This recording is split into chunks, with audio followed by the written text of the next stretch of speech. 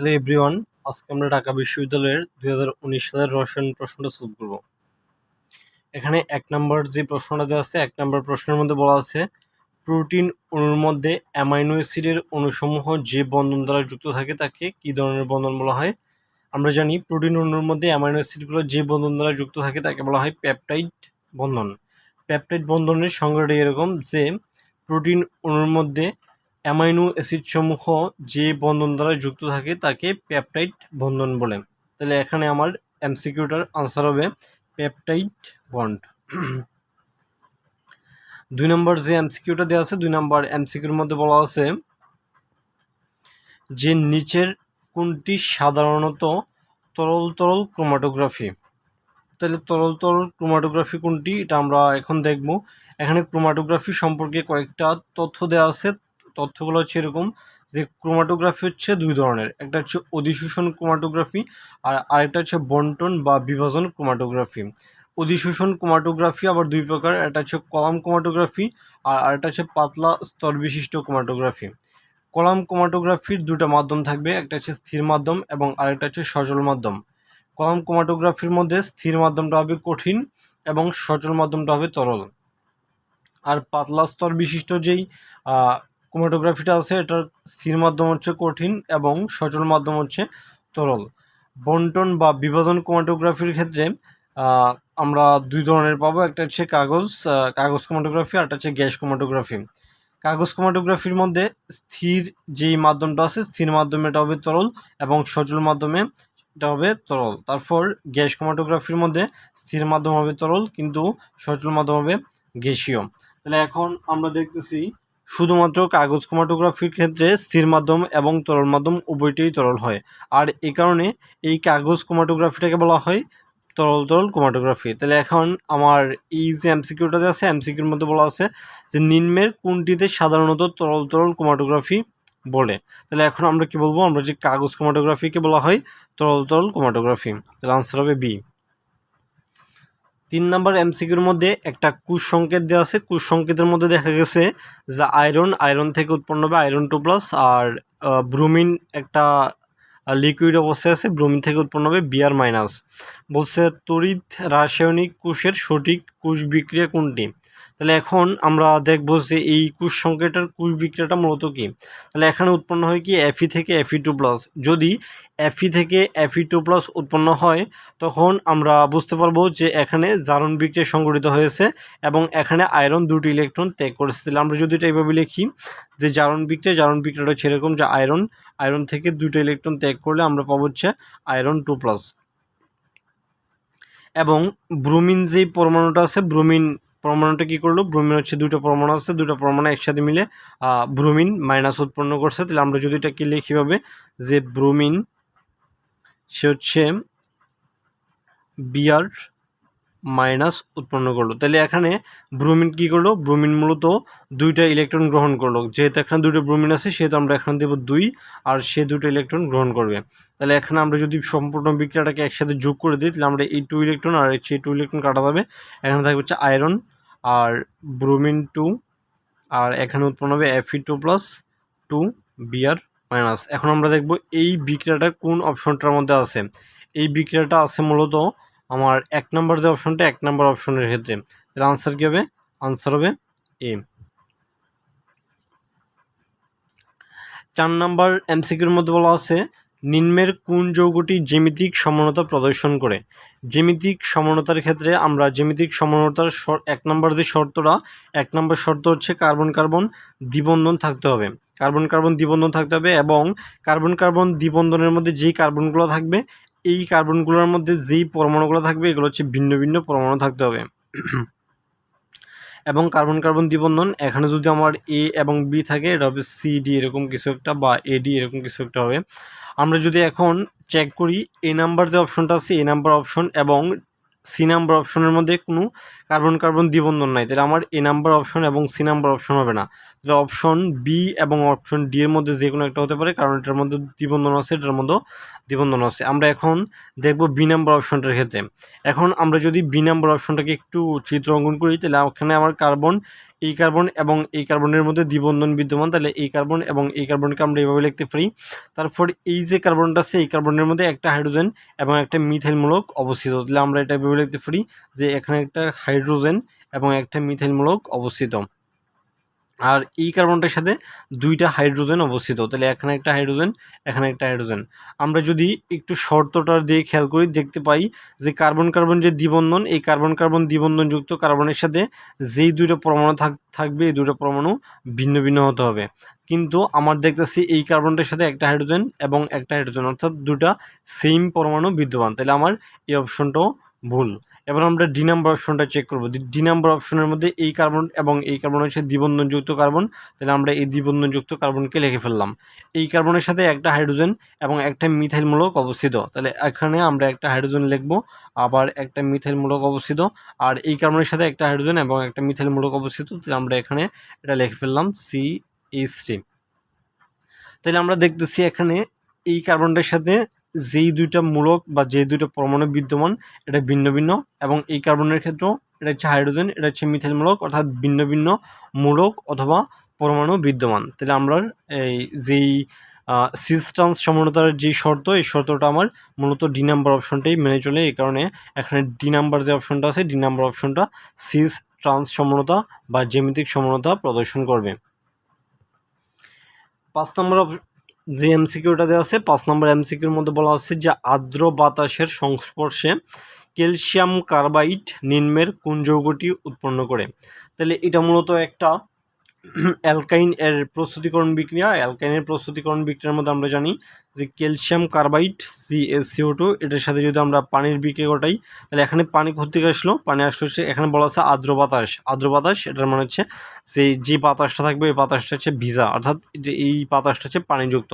এই কারণে আমরা এখানে লিখলাম হচ্ছে H2O। আর ক্যালসিয়াম কার্বাইড এটার সাথে যদি আমরা H2O-কে বিক্রিয়া ঘটাই তাহলে এখানে CH ট্রিপল বন্ড CH উৎপন্ন হয়, অর্থাৎ এখানে ইথাইন উৎপন্ন হয়, তাহলে আনসার হবে ইথাইন।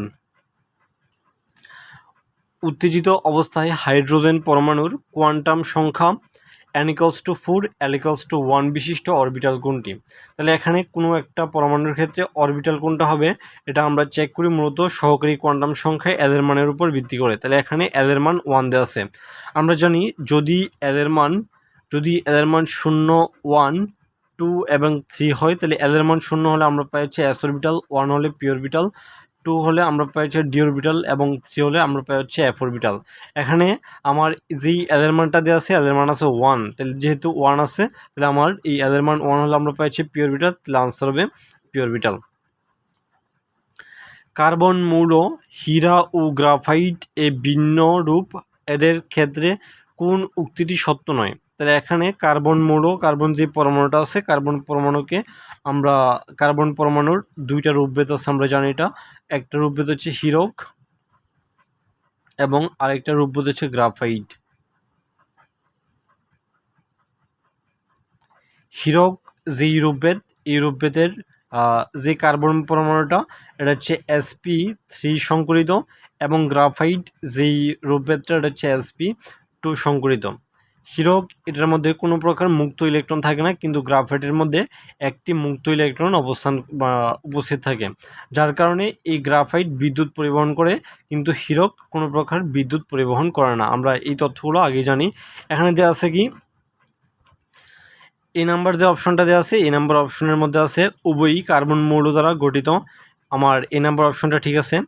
2 নম্বর যে অপশনটা 2 নম্বর অপশন বলছে হীরা ও গ্রাফাইট কার্বন পরমাণুর সংকরণ হলো যথাক্রমে sp3 এবং sp2। তাহলে আমরা দেখতেছি হীরকের মধ্যে থাকে sp3 এবং sp2, তাহলে 2 নম্বর অপশনটাও ঠিক আছে। 3 নম্বর অপশনের মধ্যে বলছে উভয়ের বিদ্যুৎ পরিবাহিতা ভিন্ন, তাহলে হীরক এটা কোনো বিদ্যুৎ পরিবহন করে না, কিন্তু গ্রাফাইট বিদ্যুৎ পরিবহন করে। তাহলে আমার এই সি নাম্বার যে অপশনটা আছে সি নাম্বার অপশনটাও ঠিক আছে।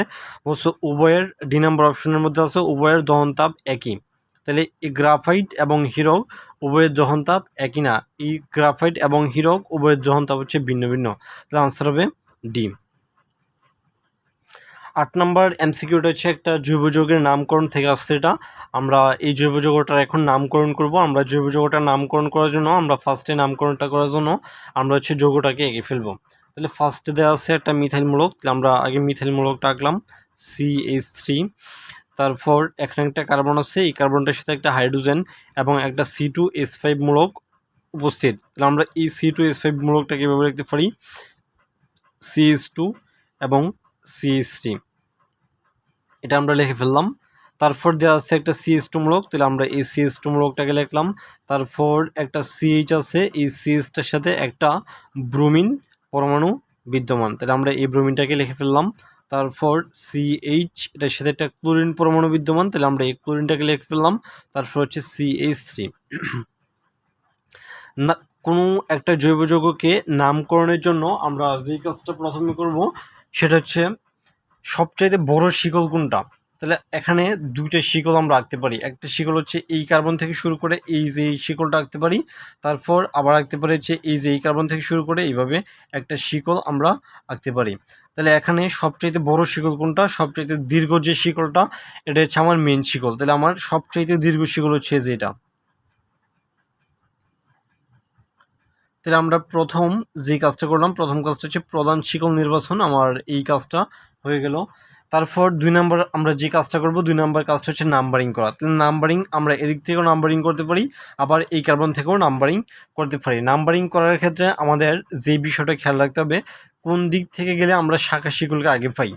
তাহলে এখন দেখো, আমাদের এদিক থেকে যদি নাম্বারিং করি, এটা হচ্ছে 1 নম্বর কার্বন, এটা 2 নম্বর কার্বন, এটা হচ্ছে 3 নম্বর কার্বন। তাহলে 3 নম্বর কার্বনে আমরা একটা শাখা শিকল পাই, তাহলে আমরা নাম্বারিং করলাম হচ্ছে 3 নম্বর কার্বন। তারপর 4 নম্বর কার্বন, 5 নম্বর কার্বনে আমরা আরেকটা শাখা শিকল পাই, তাহলে আমরা নাম্বারিং করলাম হচ্ছে 5। এবং 6 নম্বর কার্বনে আরেকটা শাখা শিকল পাই, তাহলে আমরা নাম্বারিং করলাম হচ্ছে 6। তাহলে আমরা এদিক থেকে যদি নাম্বারিং করি, তাহলে আমাদের নাম্বারিংয়ের মানে শাখা শিকলের অবস্থানের যোগফল হইতেছে কত, 6 5 11, 11 3 14, তাহলে 14। আর এদিক থেকে যদি আমরা নাম্বারিং করি, তাহলে আমরা দেখতেছি 2 নম্বর যে কার্বন, 2 নম্বর কার্বনে একটা শাখা শিকল পাই, 3 নম্বর কার্বনে আরেকটা শাখা শিকল পাই, 4 নম্বর 5 নম্বর কার্বনে আরেকটা শাখা শিকল পাই। তাহলে আমাদের এখানে মোট যোগফল কত, মোট যোগফল হচ্ছে 5 3 8 আর 2 10 ইকুয়ালস টু 10। তাহলে এখন আমরা দেখতেছি এদিক থেকে গেলে আমাদের এই যোগফলটা মানে ছোট হয়। তাহলে আমরা কি করব, আমরা হচ্ছে নাম্বারিংটা এদিক থেকে করব। তাহলে এটা হচ্ছে 1 নম্বর কার্বন, এটা 2 নম্বর কার্বন, এটা 3 নম্বর, এটা 4 নম্বর, এটা 5 নম্বর এবং 6 নম্বর 7 নম্বর। 7 নম্বর কার্বন বিশিষ্ট, এখানে কোনো প্রকার দ্বিবন্ধন অথবা ত্রিবন্ধন নাই। যেহেতু কোনো প্রকার দ্বিবন্ধন অথবা ত্রিবন্ধন নাই, সেহেতু আমার টোটাল যৌগটা হচ্ছে একটা অ্যালকেন। তাহলে আমরা এখন এই অ্যালকেন যৌগটাকে নামকরণ করব। এখন দেখো, আমাদের 2 নম্বর কার্বনে একটা ক্লোরিন আছে, 3 নম্বর কার্বনে একটা ব্রোমিন আছে এবং 5 নম্বর কার্বনে একটা মিথাইল আছে। আমরা এখন ফার্স্টে যেই শাখা শিকলগুলো আছে, শাখা শিকলগুলোর নামকরণ করব। তাহলে ক্লোরিন, ব্রোমিন এবং হচ্ছে মিথাইল। ক্লোরিন লিখতে আমাদের আদি অক্ষর সি আসে, ব্রোমিন লিখতে আমাদের আদি অক্ষর বি এবং মিথাইল লিখতে আমাদের আদি অক্ষর আসে এম। তাহলে আমরা কোনটা আগে পাই, আমরা পাই হচ্ছে বি কে আগে পাই। তাহলে আমরা ফার্স্ট হচ্ছে বি কে মানে ব্রোমিনকে নামকরণ করব, তারপর ক্লোরিন, তারপর হচ্ছে মিথাইল। আমরা এভাবে এটার নামকরণ করে থাকব। তাহলে এখন 3 নম্বর কার্বনে একটা ব্রোমিন আছে, তাহলে আমরা বলবো হচ্ছে 3। ব্রোমিন থাকলে এটাকে নামকরণ করতে হবে ব্রোমো, তাহলে 3 ব্রোমো। তারপর 2 নম্বর কার্বনটা ক্লোরিন আছে, তাহলে আমরা বলবো হচ্ছে 2 ক্লোরো। এবং 5 নম্বর কার্বনে একটা মিথাইল মূলক আছে, তাহলে এটা হবে 5 মিথাইল। এবং যেহেতু এটা 7 কার্বন বিশিষ্ট একটা অ্যালকেন, তাহলে এটা হবে হেপটেন, তাহলে 5 মিথাইল হেপটেন। তাহলে এখন আমরা দেখব এই 3 ব্রোমো 2 ক্লোরো 5 মিথাইল হেপটেন এটা কোথায় আছে। আমার এটা আছে হচ্ছে, এটা আছে আমার ডি নাম্বার অপশনের মধ্যে, 3 ব্রোমো 2 ক্লোরো 5 মিথাইল হেপটেন। তাহলে আমার আনসার হবে ডি। আশা করি তোমরা এই নামকরণটা বুঝতে পারছো। তারপর আমার 9 নম্বর যেই এমসিকিউটা আছে, 9 নম্বর এমসিকিউর মধ্যে বলছে এমআরআই যন্ত্রের সাহায্যে মানবদেহের রোগ নির্ণয়ে কোন মৌলটির ভূমিকা রয়েছে। এখানে এমআরআই যন্ত্রের মধ্যে মানবদেহের রোগ নির্ণয়ে ভূমিকা রয়েছে হাইড্রোজেনের। তাহলে এই এমসিকিউটা তোমরা মুখস্থ করে নিবা। তারপর 10 নম্বর যে এমসিকিউটা দেওয়া আছে, 10 নম্বর এমসিকিউর মধ্যে বলা আছে যে নাইট্রেট অ্যানায়নে কয়টি ইলেকট্রন রয়েছে। তাহলে নাইট্রেট অ্যানায়ন, এটার সংকেত হচ্ছে NO3 মাইনাস। তাহলে আমরা এখন চেক করব CnO3 মাইনাসের মধ্যে মোট কতটি ইলেকট্রন বিদ্যমান। নাইট্রোজেনের পারমাণবিক সংখ্যা হচ্ছে 7। তাহলে যেহেতু পারমাণবিক সংখ্যা 7, তাহলে এই নাইট্রোজেনের মধ্যে 7টা ইলেকট্রন বিদ্যমান থাকবে। তারপর অক্সিজেন আছে 3টা, তাহলে অক্সিজেনের পারমাণবিক সংখ্যা হচ্ছে 8। তাহলে অক্সিজেনের মধ্যে 8টা ইলেকট্রন বিদ্যমান থাকবে। তাহলে যেহেতু এখানে 3টা আছে, তাহলে আমরা লিখব হচ্ছে 3। আর এখানে যেহেতু একটা মাইনাস আছে, তাহলে আমরা লিখব হচ্ছে +1। তাহলে এখানে আমরা যদি এটা একটু ক্যালকুলেশন করি, তাহলে 7 + 3 = 24 +1, তাহলে 24 আর 1 25, 25 আর 7 মিলে হয় 32। তাহলে হবে 32। টোটাল আনসার হবে ডি। 11 নম্বর এমসিকিউর মধ্যে বলা হচ্ছে নিম্নের কোন পরীক্ষাটি সালফিউরিক অ্যাসিড ও নাইট্রিক অ্যাসিডের মধ্যে পার্থক্য করতে ব্যবহার করা যায়।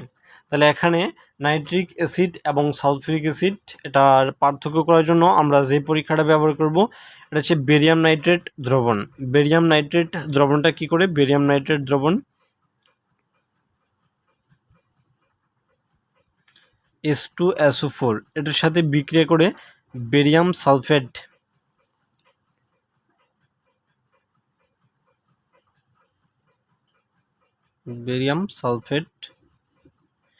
এটার বেরিয়াম নাইট্রেট যৌগটা সালফিউরিক অ্যাসিডের সাথে বিক্রিয়া করে বেরিয়াম সালফেটের একটা সাদা পদক্ষেপ সৃষ্টি করে। কিন্তু আমার বেরিয়াম নাইট্রেট যে দ্রবণটা, এই বেরিয়াম নাইট্রেট দ্রবণটা নাইট্রিক অ্যাসিড এটার সাথে কোনো প্রকার বিক্রিয়ায় অংশগ্রহণ করে না, বেরিয়াম নাইট্রেট দ্রবণ নাইট্রিক অ্যাসিডের সাথে কোনো প্রকার বিক্রিয়ায় অংশগ্রহণ করে না। তাহলে আমার আনসার হবে ডি নাম্বার যে এমসিকিউটা, এটা হচ্ছে বেরিয়াম নাইট্রেট দ্রবণ যুগে। তারপর বলা আছে যে 50 ml তরল পরিমাপ করতে আমরা নিম্নের কোনটি ব্যবহার করে থাকি। আমরা হচ্ছে 50 ml দ্বারা আমরা 50 ml তরল পরিমাপ করার জন্য আমরা যেই যন্ত্রটা ইউজ করে থাকি এটার নাম হচ্ছে মেজারিং সিলিন্ডার বা মাপন সিলিন্ডার। তাহলে আনসার হবে বি। 13 নম্বর এমসিকিউর মধ্যে বলা আছে 0.98 গ্রাম সালফিউরিক অ্যাসিড ব্যবহার করে 1.0 লিটার জলীয় দ্রবণ তৈরি করা হলো, দ্রবণটির ঘনমাত্রা কত? তাহলে আমরা এখন যদি দ্রবণের ঘনমাত্রা বের করতে চাই, তাহলে দ্রবণের ঘনমাত্রা নির্ণয়ের জন্য আমাদের সূত্রটা হচ্ছে S = m / M × B। তাহলে এখানে 0.98 গ্রাম সালফিউরিক অ্যাসিড, তাহলে এখানে m এটার মান হবে 0.98। তারপর এখানে M এটার মানে হচ্ছে সালফিউরিক অ্যাসিড, এটার আণবিক ভর আমরা জানি সালফিউরিক অ্যাসিডের আণবিক ভর হচ্ছে 98। আর এখানে বি এর মান কত হবে? বি এর মান হবে 1 লিটার, তাহলে এই এখানে হবে 1। তাহলে এখন আমরা যদি এটাকে একটু ক্যালকুলেশন করি 0.98, তাহলে 0.98 আমরা এটাকে লিখতে পারি 98 × 10⁻²। 10⁻² আমরা কীভাবে লিখলাম? এখানে দশমিকের জন্য মানে 10, আর এখানে আমার দশমিকের পরে 2 ঘর আছে, এই কারণে হচ্ছে -2 হবে, আর নিচে হবে 98 এর সাথে 1 গুণ করলে 98, তাহলে এই 98 আর এই 98 কাটা, আর 10⁻² যে কথা 0.01 একই কথা। এখানে আমরা বের করলাম দ্রবণের ঘনমাত্রা। তাহলে দ্রবণের ঘনমাত্রা এটার একক হচ্ছে মোলারিটি, তাহলে 0.01 মোলার। আমার 1 নাম্বার যে অপশন এটা হচ্ছে 0.1 মোলার, তাহলে এটা হবে না। তারপর দেওয়া আছে 0.1 মিটার, তাহলে এটা হবে না। তারপর দেওয়া আছে সি নাম্বারে 0.01 মোলার, তাহলে আমাদের এই অপশনটার সাথে মিলে তাহলে আনসার হবে সি। দেখো এখানে দেওয়া আছে 0.01 স্মল এম দ্বারা কিন্তু যেই মোলারিটিটাকে প্রকাশ করা হয় M দ্বারা, তাহলে এখানে দেওয়া আছে m, তাহলে আমার ডি নাম্বার অপশনও হবে না, তাহলে আনসার হবে সি। এবার 14 নম্বর যে এমসিকিউটা দেওয়া আছে, 14 নম্বর এমসিকিউর মধ্যে আছে বেরিয়াম ম্যাঙ্গানিজ আর হচ্ছে ফ্লোরিন 4 এবং Li2 manganese magnesium iron F6 যৌগদ্বয়ে ম্যাঙ্গানিজ ও আয়রনের জারণ সংখ্যা যথাক্রমে কত কত হবে। আমরা জানি বেরিয়াম হচ্ছে গ্রুপ 2 এর একটা মৌল, তাহলে এটার জারণ মান হচ্ছে +2। তারপর আমরা বের করবো হচ্ছে ম্যাঙ্গানিজের জারণ মান আমরা বের করব। আর ফ্লোরিনের জারণ মান হচ্ছে -1, তাহলে এখানে ফ্লোরিন আছে 4টা, তাহলে এটা হবে -4।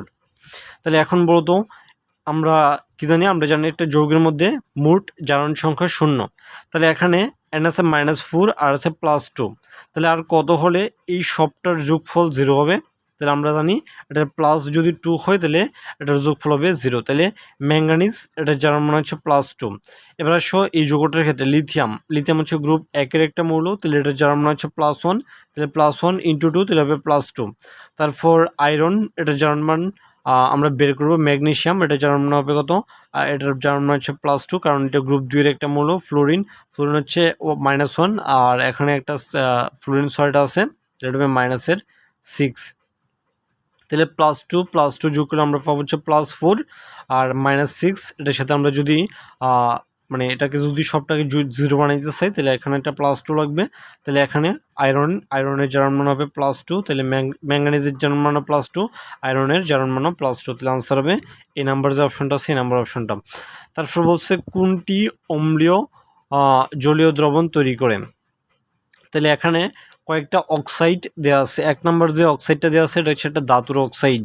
তাহলে ধাতুর সাথে যদি অক্সিজেন মিলে অক্সাইড গঠন করে এটাকে বলা হয় ক্ষারীয় oxide. Zinc, lead, tin, aluminium. Zinc, lead, tin, aluminium তাদের সাথে যদি কোনো অক্সিজেন মিলে যে অক্সাইডটা গঠন করে তাকে বলা হয় উভধর্মী অক্সাইড। আর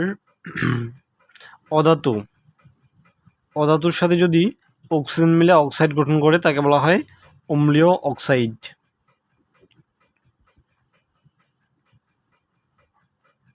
তাহলে এটা হচ্ছে একটা উভধর্মী অক্সাইড, Al2O3 এটা উভধর্মী অক্সাইড, কার্বন ডাই অক্সাইড এটা হচ্ছে একটা অম্লীয় অক্সাইড। তাহলে আনসার হবে ডি।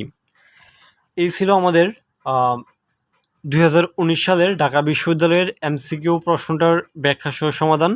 আশা করি তোমাদের ভিডিওটা ভালো লাগে থাকবে। যদি ভিডিওটা ভালো লাগে থাকে তাহলে তোমরা ভিডিওতে একটা লাইক করতে পারো এবং আমার চ্যানেলটা সাবস্ক্রাইব করতে পারো। ধন্যবাদ সবাইকে।